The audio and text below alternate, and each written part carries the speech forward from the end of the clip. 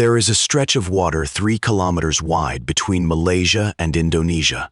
25% of all the oil traded on Earth passes through it every single day. Ships line up like cars in a single-lane tunnel. At its narrowest point, the gap is less than 2 miles across. China imports more than 70 out of every 100 barrels of oil it needs from other countries. Almost all of it travels through that one narrow passage called the Strait of Malacca. Military analysts have a name for this problem. They call it the Malacca Dilemma. If something blocked that passage for even a few days, factories across China could grind to a halt. Store shelves would empty. Gas stations would run dry, because factories all over the world depend on parts that flow through Chinese supply chains. China has tried to work around this for years. Pipelines through Central Asia, deep water ports in Pakistan and Myanmar, underground oil reserves buried beneath the ground. None of it solves the real problem. The oil still has to cross the ocean first, so China decided to stop solving the shipping problem. It decided to stop needing the oil-6 technologies. All developed at the same time, all aimed at one goal, making the Strait of Malacca irrelevant. The first technology sounds like science fiction, a machine that pulls fuel out of thin air, not oil from the ground, not gas from a well, air, water, and sunlight. That is the entire ingredient list. A Shanghai startup called Carbonology opened its first facility in January 2026 in the Lingang district. The company was co-founded by a former vice president at Tesla. Step 1. A machine pulls carbon dioxide directly out of the sky. The same gas that comes out of car exhaust pipes. Instead of letting it float and cause problems, the machine captures it. Step 2. Solar panels power another machine that splits ordinary water into 2 parts. Oxygen is released back into the air. The hydrogen is kept. That hydrogen becomes the key ingredient. Step 3. The captured carbon dioxide and the hydrogen are mixed under heat and pressure. The tiny particles rearrange into something new. A liquid fuel. Not similar to jet fuel, chemically identical to what comes out of an oil well. A plane engine cannot tell the difference. Right now, the plant produces 100 tons per year, a test amount. The next stage is a 1,000-ton facility in Ningxia, then 10,000, then 50,000 by 2027. Sequoia China and Tencent have already invested, a machine that makes jet fuel from thin air and water, sitting in Shanghai. Operating right now. The second technology solves a problem that every solar panel on Earth shares. The sun goes down. The power stops. Batteries help. The best battery farms in the world run out after 4 to 5 hours. That is fine for a short gap, but not for an industrial city that needs power all night.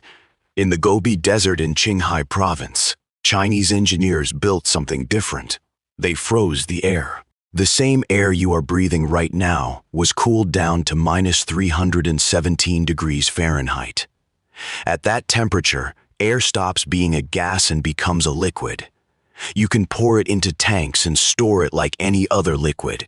When it is time to use that energy, the liquid air is allowed to warm up.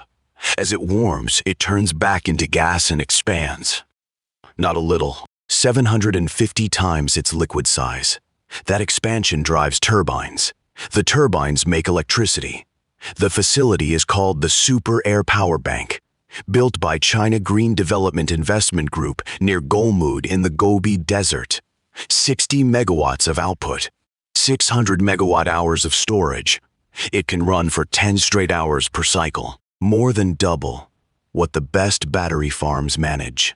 The third technology runs on a chemical most people associate with cleaning products. Ammonia, boring, common, everywhere. But ammonia has a superpower that almost nobody talks about. Hydrogen, the same ingredient in the jet fuel factory, is an outstanding clean fuel. Burn it and all you get is water vapor. Nothing dirty, nothing harmful. The problem is that hydrogen is nearly impossible to ship. It is the lightest element in the universe. It takes up enormous space unless you compress it or cool it down to extreme temperatures. Moving it across oceans is expensive and complicated. Ammonia fixes this. You can pack hydrogen inside ammonia molecules, ship the ammonia like any normal liquid, and pull the hydrogen back out at the destination. Ammonia is the lunchbox that carries clean energy from one place to another. In Shanghai province, there is now a plant making ammonia without any fossil fuels. No natural gas, no extreme heat, no crushing pressure, just nitrogen from the air and hydrogen made from water using solar power, all at room temperature. It has run continuously for over 50 days, working above 90% efficiency. Big cargo ships run on oil that passes through the Strait of Malacca. Ships that run on ammonia do not. Japan and South Korea are already testing ammonia-powered ships on real routes with real cargo. If shipping, which moves 90% of everything traded globally, switches to ammonia, the oil powering those ships becomes optional. Optional. That word changes everything. Jet fuel from air, power stored in frozen air, ships running on a cleaning chemical. 3 separate technologies, but they all need the same ingredient: hydrogen. The jet fuel factory needs hydrogen to build the fuel molecules. The ammonia plant needs hydrogen as its main ingredient. The frozen air system runs on electricity, and clean electricity comes from machines that split water into hydrogen. Hydrogen is not one piece of this puzzle. It is the piece that connects every other piece. Back in 2019, China produced about 23,000 tons of clean hydrogen per year. That number jumped to 125,000 tons, nearly 6 times more in 5 years. And the pace is still accelerating. One province alone, Guangdong, is building an offshore wind farm specifically to power machines that split water into hydrogen. That single project targets 80,000 tons of hydrogen per year. Almost as much as the entire country was making 5 years ago. Here is what makes this truly significant. China now manufactures 65 out of every 100 machines in the world used to split water into hydrogen. Those machines are called electrolysers. They are the starting point for the entire system. Oil companies inside China are already reacting. One of the country's largest oil refining companies saw its profits drop by more than a third in 2025. Not because people stopped using energy, because alternatives started competing. Its response was not to fight the change. It committed nearly 800 million yuan to convert one of its old fuel plants into a clean jet fuel factory. A company built on oil, rebuilding itself around something completely different. When oil companies start turning their own facilities into clean fuel factories, the transition is not a prediction anymore. It is already happening. The Chinese government made hydrogen an official part of national energy law. It has the same legal status as oil and gas. There is a real target to make it cost competitive with fossil fuels within a few years, backed by billions of yuan in direct funding. Not as a research project, as national infrastructure. Over 1 billion gallons of new renewable fuel capacity is already moving into production this year across China. Entire refineries are being rebuilt around synthetic inputs. These are not plans on slides. These are construction sites with cranes and concrete. The world that ran on oil did not announce its own ending. It just started losing ground to something faster, cleaner, and impossible to blockade. One facility at a time, one country building the machines, while everyone else is still deciding whether the transition is real. The fourth technology is the one that makes everything else look temporary. Fusion energy, the process that powers the sun itself. 2 tiny atoms forced together at extreme heat, temperatures hotter than the center of the sun. When they combine, they release a massive burst of energy. No harmful gases, no dangerous waste. The fuel comes from hydrogen. You could run a fusion reactor for centuries using the hydrogen in a single lake. China's main fusion machine is called East. The experimental advanced superconducting tokamak, a donut-shaped chamber lined with powerful magnets that hold superheated plasma in place.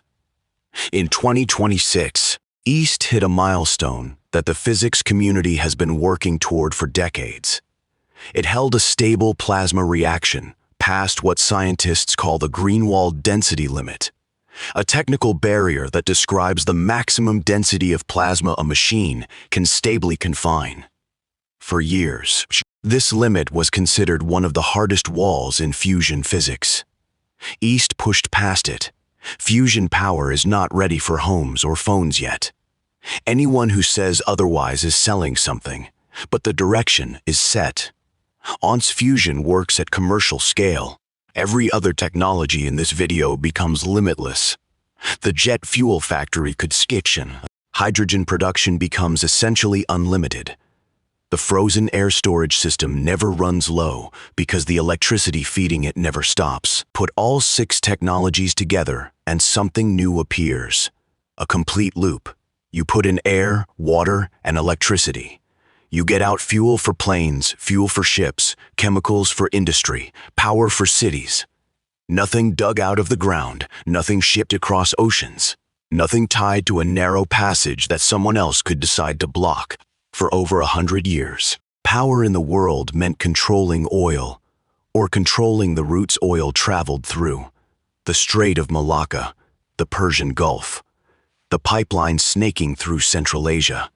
That geography mattered because energy had to come from somewhere specific and then travel somewhere else. Whoever sat on top of the deposit had the leverage. Whoever controlled the shipping lane had the leverage. The map itself was power. But if you can make energy anywhere using ingredients found everywhere, that old kind of power starts to fade. It will not be about who owns the oil field anymore. It will be about who builds the machines that make energy from thin air and water.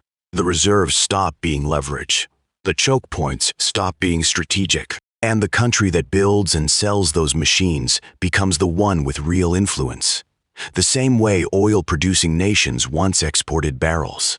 The product is different. The logic is the same. China already makes 65% of the world's solar panels. It dominates electrolyser production. It is exporting the infrastructure of the new energy system. Each of the 6 technologies targets a different part of the same vulnerability. Jet fuel from thin air means planes do not need oil shipped through the strait. Frozen air energy storage means solar power works through the night, reducing the electricity that coal and gas plants have to provide. Green ammonia means cargo ships can run without oil. Clean hydrogen production means the fuel for all of the above comes from water and renewable electricity, not from oil wells in the Middle East and Africa. 65% control of electrolyser manufacturing means China sets the pace of the global transition, not just its own. And fusion, when it arrives, means the electricity source itself becomes unlimited and requires no imported fuel of any kind. None of these technologies solves the Malacca problem on its own, but they were not designed to work alone. The jet fuel factory needs hydrogen. The hydrogen comes from electrolysers. The electrolysers run on electricity. The electricity comes from solar and wind, stored in liquid air when the sun goes down. The ships that carry goods switch to ammonia, made from that same hydrogen. And fusion eventually provides the electricity source that removes the last dependency. The whole chain, from fuel to power to ships to storage, is being built simultaneously. Not one after the other, all at once. That is the part that makes this different from any previous energy transition. The Strait of Malacca is not closing. Ships will still sail through it for decades. But the question is not whether the strait will be blocked tomorrow. The question is what happens to a country whose entire industrial economy depends on a passage. It does not control when that becomes an option for someone else. China decided not to wait for that answer. The 6 technologies described in this video are not experimental ideas waiting for funding. They are operational facilities, production lines, and working machines. The Carbonology jet fuel plant in Shanghai is running. The super air power bank in the Gobi Desert is running. The green ammonia facility in Shanghai is running. Electrolyzer manufacturing is scaling. Hydrogen output is multiplying. East is pushing past limits that physics considered fixed. The transition is not a trend on a presentation slide. It is concrete and cranes and working equipment. Here is the deeper question this raises. For 100 years, the countries that controlled energy controlled the conversation. The oil-producing nations of the Middle East set the terms. The shipping routes determined who had leverage and who was vulnerable. If energy can be made anywhere from air and water and sunlight, who controls the conversation next century? The answer is whoever builds the machines. One country is building them faster than anyone else. And the 6 technologies in this video are what that looks like from the inside. The scale of what is being built is the part that is hardest to communicate. China installed 500 gigawatts of new renewable energy capacity in 2025 alone. That is roughly equivalent to the entire power generation fleet of the United States, added in 12 months. Solar panels going up at 100 per second econ. Wind turbines at 1 per 10 minutes. Clean energy capacity crossed 52% of total installed power generation in February 2026. For the first time in history, clean capacity exceeded fossil capacity in the world's largest manufacturing economy. That electricity is what powers the electrolysers that make the hydrogen that feeds the jet fuel factories and the ammonia plants. The energy transition and the fuel transition are not 2 separate stories. They are the same story at different scales. When China builds a gigawatt of solar in the Gobi Desert, it is also building capacity to produce hydrogen from water. When it builds an electrolyzer factory in Guangdong, it is building the machine that turns renewable electricity into the ingredient every other technology on this list depends on. The 6 technologies are connected to each other. They are also connected to the largest renewable energy build-out in human history. Each one makes the others more powerful. 70% of China's oil travels through a passage less than 2 miles wide at its narrowest point. One narrow stretch of water between Malaysia and Indonesia, the Strait of Malacca. 25% of all global oil trade passing through a corridor that China does not control and cannot guarantee. That single geographic fact has shaped Chinese energy policy for decades. Every pipeline, every reserve tank, every deep water port in Myanmar and Pakistan, all of it is a response to that one fact. And now, 6 technologies built simultaneously to make that fact stop mattering. A startup making jet fuel from air and water in Shanghai. An air battery running 10 hours straight in the Gobi Desert. A room temperature ammonia plant in Shanghai. Clean hydrogen output multiplying 6 times in 5 years. Electrolyzer production at 65% of global supply. A fusion machine that pushed past the limits of plasma physics. None of them announced a revolution. Each one just started producing results. The oil that flows through the Strait of Malacca every day is still the same oil it has always been. The ships carrying it are the same ships. The passage is 3 kilometers wide at its narrowest point, the same as it has always been. But the factories being built on the other side of that passage are not the same factories.